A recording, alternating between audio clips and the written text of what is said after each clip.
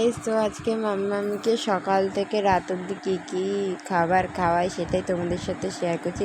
But রোজ কিন্তু একই ধরনের খাবার খাওয়াই না মাম্মামকে। যাই হোক, আজকে সকালবেলা হচ্ছে ওটস মিছরি দিয়ে একটু মিনারেল ওয়াটার দিয়ে ওটস দিয়ে একটুখানি ভালো করে সিদ্ধ করে নিয়ে তারপরে এর মধ্যে কলা, ড্রাই ফ্রুটস পাউডারের মধ্যে আছে আমন্ড পাউডারের গুঁড়ো, কলা আছে কাঁঠালি কলা আর ফলমূলা মিক্স। এটা কিন্তু সিমিলাক না, এটা হচ্ছে এখন খাওয়াই মাম্মামকে ল্যাকটোজেন।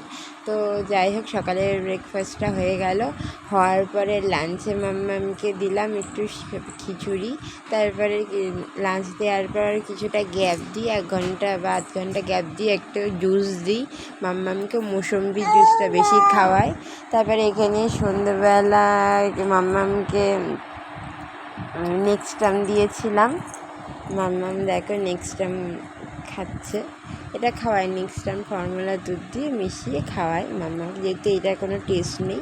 তারপরে আর এটা হচ্ছে রাত্রের ডিনার। রাত্রে হচ্ছে মাম্মামকে সুজি করে দিয়েছি, তার মধ্যে একটু মুড়ির গুঁড়ো আর ফর্মুলা দুধ দিয়ে